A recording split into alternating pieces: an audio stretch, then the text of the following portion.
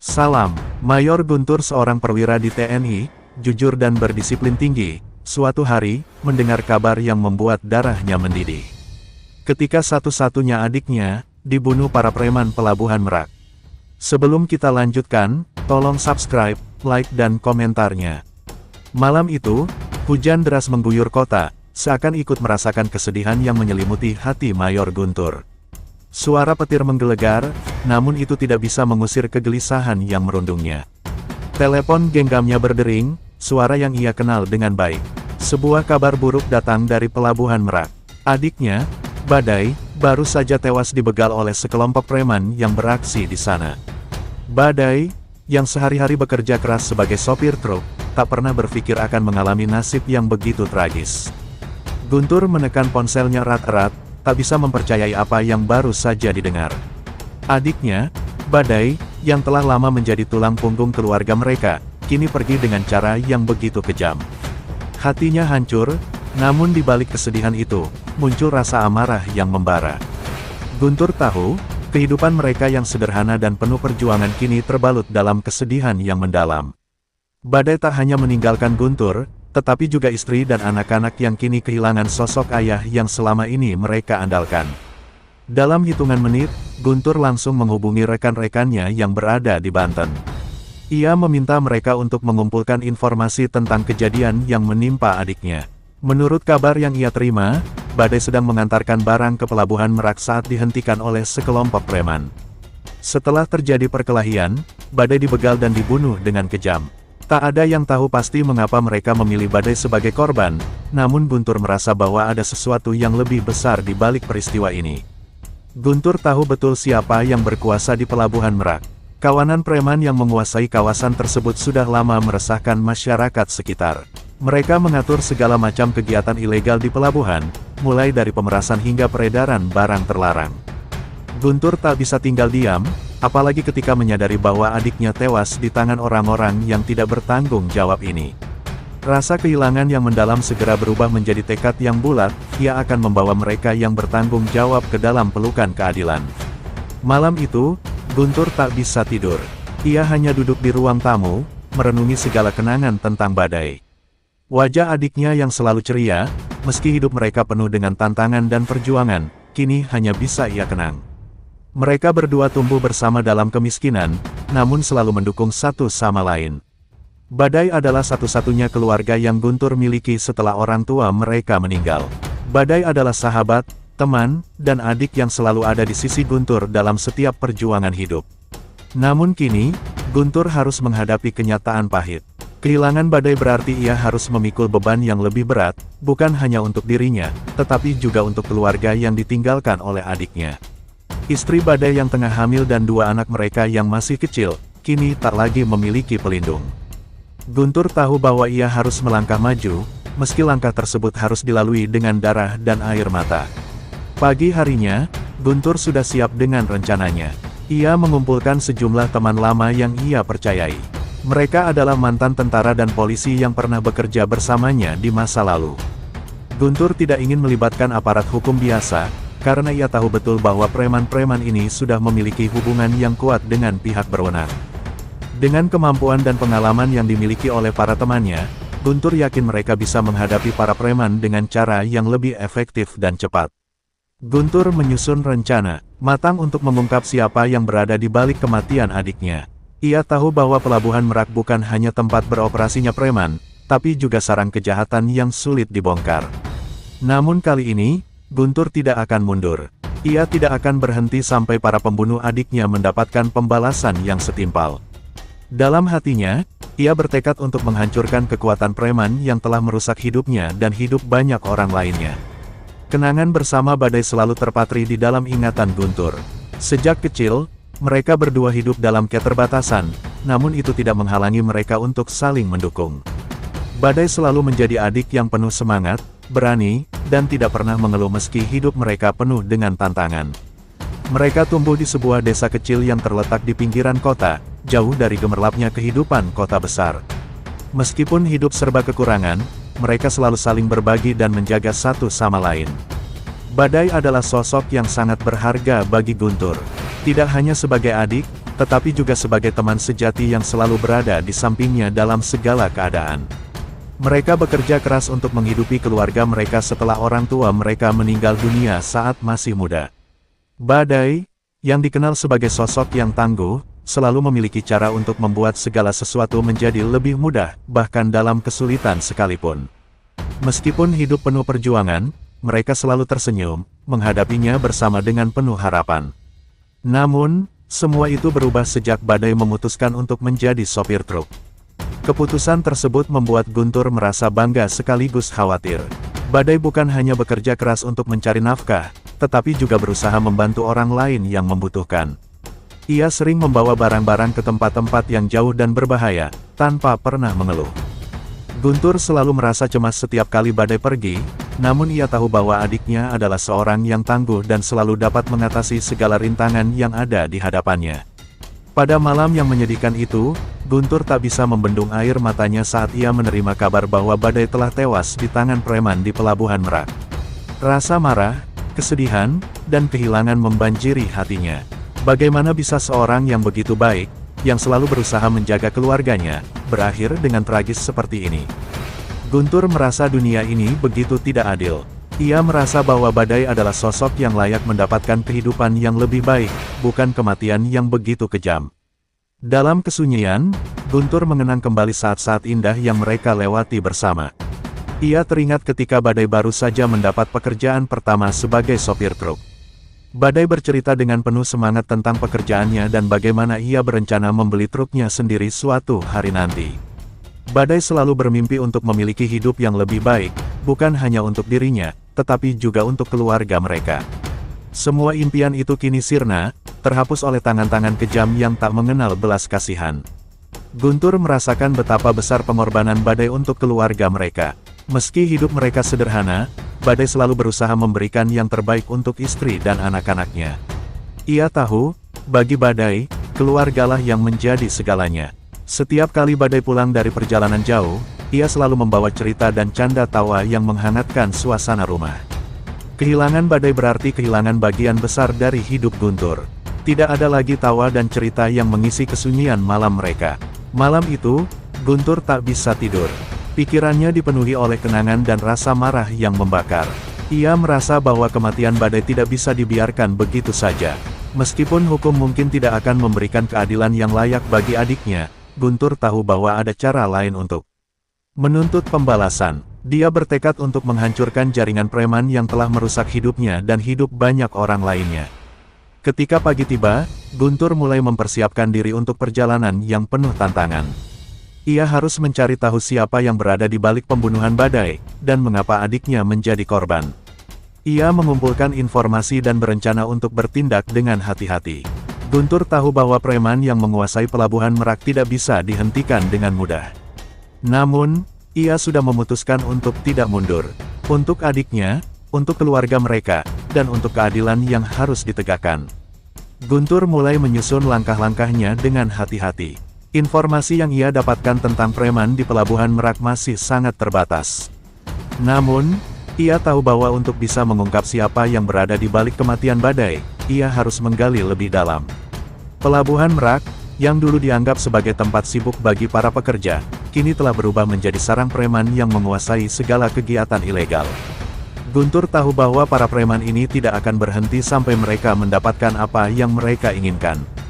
Ia memutuskan untuk memulai pencariannya dengan berbicara kepada beberapa orang yang pernah bekerja di pelabuhan tersebut. Namun, Guntur tidak bisa mempercayai begitu saja semua informasi yang ia dapatkan.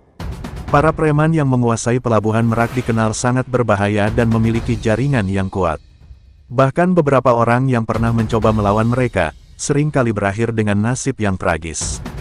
Guntur tahu, untuk menghadapi mereka, ia harus berhati-hati dan memiliki strategi yang matang. Guntur kemudian menghubungi beberapa kenalan lamanya yang berada di dunia bawah tanah.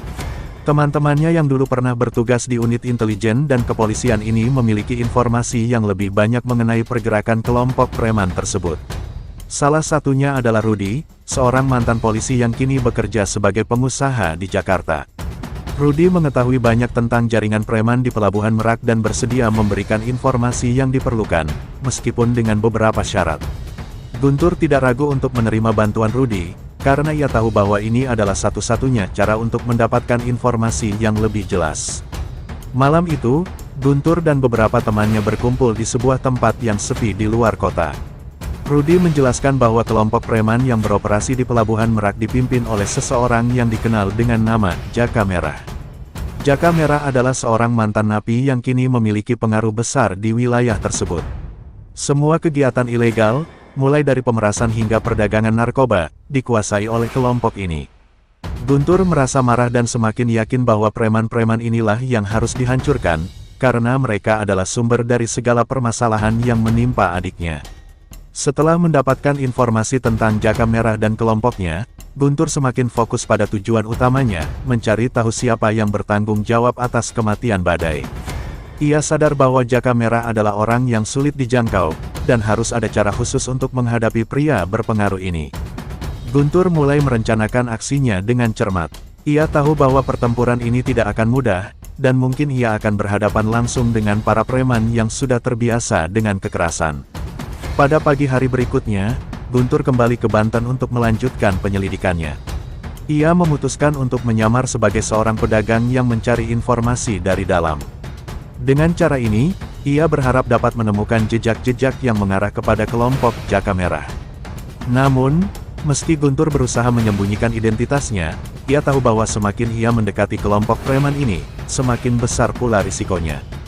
Guntur mempersiapkan diri untuk menghadapi apapun yang mungkin terjadi. Di tengah penyelidikannya, Guntur mulai merasakan ketegangan yang semakin meningkat. Para preman yang ia temui di sekitar pelabuhan tampaknya mulai mencurigai adanya pihak luar yang mencoba mengungkap aktivitas mereka. Guntur merasa bahwa ia sudah terlalu dekat dengan jawaban, dan itu membuatnya semakin waspada.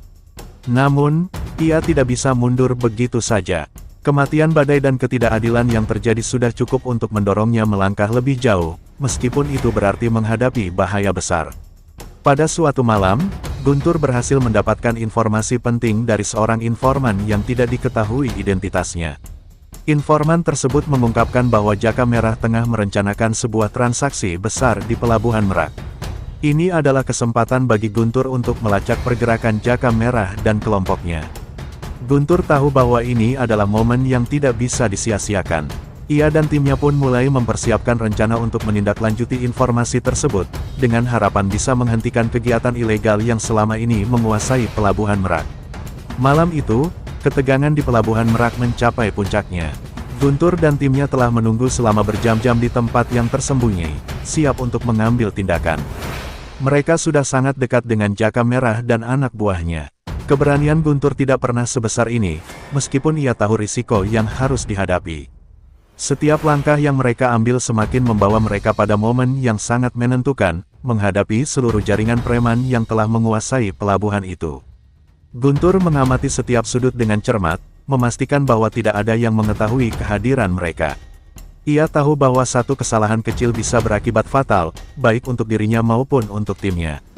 Suara langkah kaki mereka terdengar semakin jelas, seiring dengan semakin dekatnya mereka ke pusat kegiatan para preman. Malam itu, Guntur sudah tidak ingin lagi ada toleransi bagi mereka yang telah merusak hidup banyak orang, termasuk adiknya, Badai. Begitu mereka sampai di lokasi yang telah ditentukan, Guntur memberi isyarat kepada timnya untuk bergerak. Mereka menyusup masuk ke dalam area pelabuhan dengan cepat, menghindari pengawasan para preman yang sering berpatroli. Waktu yang sangat terbatas membuat mereka tidak bisa bermain-main lagi. Guntur sudah sangat yakin bahwa ini adalah saat yang tepat untuk menghancurkan kekuatan preman yang selama ini menguasai daerah tersebut. Guntur dan timnya melancarkan serangan pertama, dengan mengejutkan kelompok preman yang sedang berkumpul. Seperti kilat, mereka menundukkan beberapa preman yang tidak siap menghadapi serangan mendalam. Guntur bergerak dengan sangat terampil, menggunakan taktik yang sudah dipersiapkan jauh-jauh hari.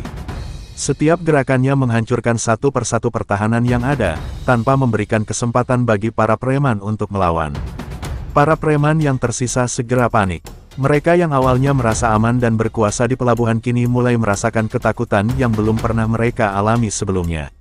Tidak ada tempat untuk melarikan diri, dan mereka mulai menyadari bahwa Guntur dan timnya bukanlah lawan yang mudah. Namun, meskipun para preman berusaha melawan, kekuatan Guntur dan timnya semakin tak terbendung. Serangan demi serangan mereka lancarkan dengan sangat terkoordinasi, membuat para preman terdesak. Setiap sudut pelabuhan kini menjadi saksi bisu dari pertarungan yang sangat sengit. Para preman yang berusaha melarikan diri tertangkap satu persatu. Guntur tak memberi ampun kepada mereka yang terlibat dalam kejahatan dan pembunuhan. Ia tahu bahwa ini adalah balas dendam untuk adiknya, Badai, dan untuk semua korban yang telah jatuh di tangan mereka. Tanpa perasaan, Guntur terus menghancurkan kekuatan para preman yang selama ini telah menguasai daerah tersebut. Jaka Merah, yang mendengar kekacauan yang terjadi, akhirnya keluar dari persembunyiannya. Namun, saat ia melihat Guntur di hadapannya, ia tahu bahwa perlawanan sudah tidak ada artinya lagi. Guntur sudah berada di depan pintu kemenangan, dan ia siap untuk menuntaskan semua yang telah dimulai. Jaka Merah mencoba bertahan, namun ia tak bisa menghindar dari tekad bulat Guntur yang sudah membara sejak malam pertama adiknya dibunuh. Dengan satu gerakan cepat, Guntur menumbangkan Jaka Merah, menghancurkan sosok yang selama ini menjadi pusat kekuasaan di Pelabuhan Merak. Tidak ada lagi yang bisa mereka lakukan untuk bertahan. Para preman yang tersisa, yang masih berusaha melawan, kini tak punya pilihan lain selain menyerah. Guntur tahu, ini bukan hanya tentang balas dendam, tetapi juga tentang menegakkan keadilan untuk semua orang yang telah teraniaya oleh kekejaman mereka. Malam itu, Pelabuhan Merak menjadi sepi. Tidak ada lagi suara preman yang menguasai. Guntur dan timnya berdiri tegak, melihat apa yang telah mereka capai. Kemenangan ini adalah hasil dari perjuangan yang panjang dan penuh risiko. Meskipun mereka berhasil mengalahkan seluruh kelompok preman, Guntur tahu bahwa ini hanya permulaan. Masih ada banyak tantangan yang harus mereka hadapi, tetapi setidaknya, malam itu, mereka telah berhasil mengakhiri teror yang selama ini membelenggu Pelabuhan Merak. Kemenangan ini memberi Guntur kepuasan yang tidak bisa diungkapkan dengan kata-kata. Meskipun harga yang ia bayar begitu tinggi, kehilangan Badai dan banyaknya korban yang jatuh di tangan preman, Guntur merasa bahwa perjuangannya telah membuahkan hasil. Ia tahu, dalam dunia yang penuh ketidakadilan ini, kadang-kadang perubahan hanya bisa dicapai dengan kekuatan dan ketegasan. Dan malam itu, Guntur telah mengirimkan pesan yang sangat jelas kepada dunia, bahwa ia akan selalu berjuang untuk keadilan, tidak peduli apapun yang harus ia hadapi. Setelah pertempuran yang mengguncang Pelabuhan Merak, Guntur merasa seperti beban berat akhirnya terlepas dari pundaknya. Namun, meskipun ia telah berhasil menghabisi seluruh kelompok preman yang bertanggung jawab atas kematian Badai, hatinya masih dipenuhi dengan kekosongan. Kemenangan ini tidak mengembalikan adiknya, dan itu adalah kenyataan pahit yang harus ia terima. Kepergian Badai meninggalkan lubang yang tak bisa diisi oleh apapun, bahkan oleh rasa kemenangan yang didapat dengan susah payah. Guntur kembali ke rumahnya dengan langkah yang berat, berusaha untuk menghadapi kenyataan bahwa keluarganya kini harus hidup tanpa Badai. Keluarganya yang dulu bersatu dan penuh tawa kini terasa sunyi. Istri Badai, yang juga kehilangan suaminya dengan tragis, hanya bisa menunduk lesu saat Guntur datang. Anak-anak Badai yang masih kecil tidak sepenuhnya memahami apa yang terjadi, namun mereka merasakan kehilangan yang begitu mendalam. Guntur tahu, meskipun ia telah melakukan apa yang ia rasa benar, ia tidak bisa mengembalikan kebahagiaan yang hilang.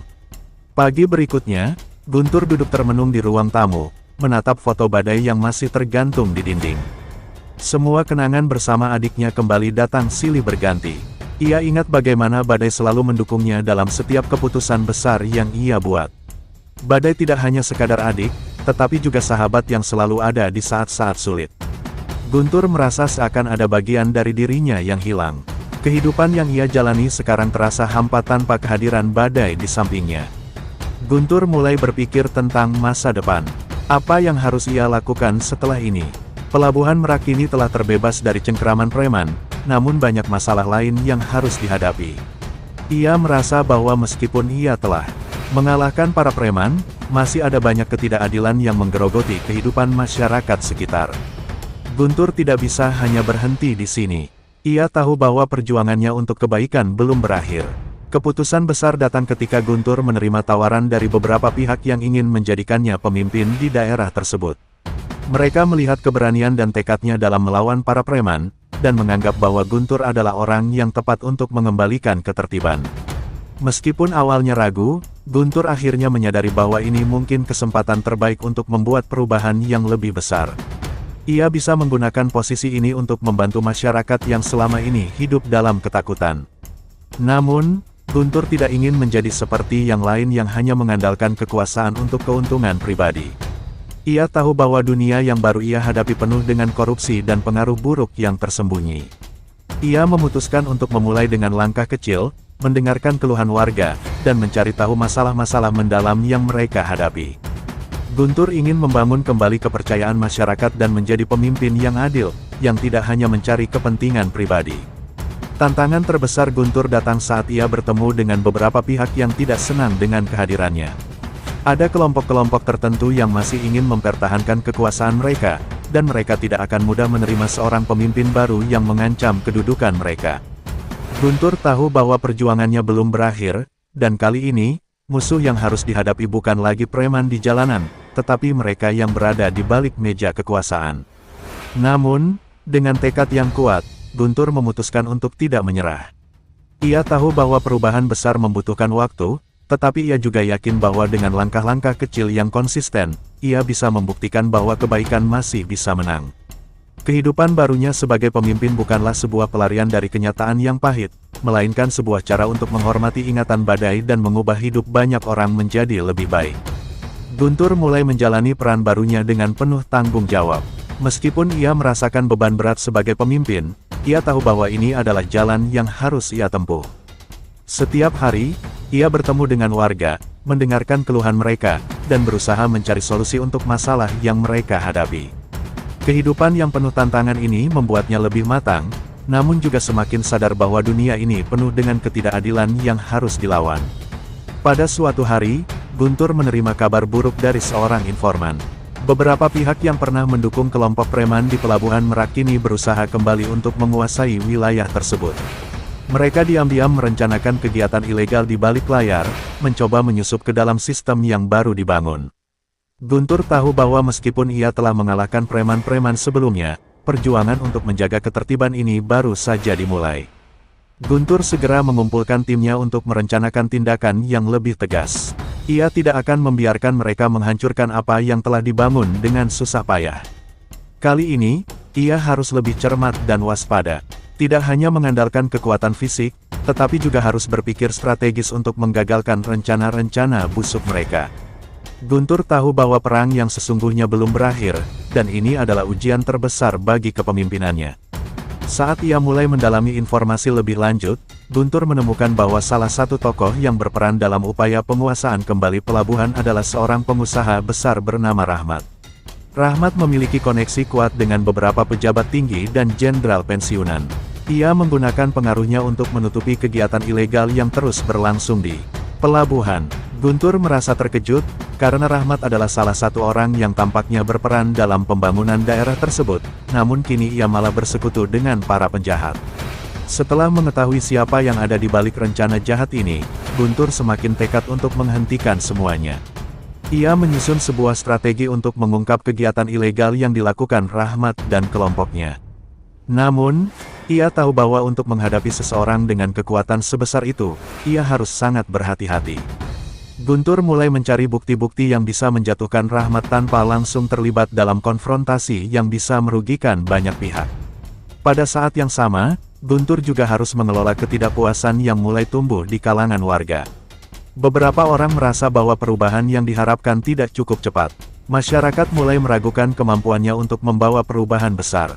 Guntur tahu bahwa ia tidak bisa membiarkan keraguan itu merusak pekerjaannya. Ia harus menunjukkan dengan tindakan nyata bahwa ia bisa memenuhi harapan mereka, meskipun tantangan yang dihadapi begitu besar.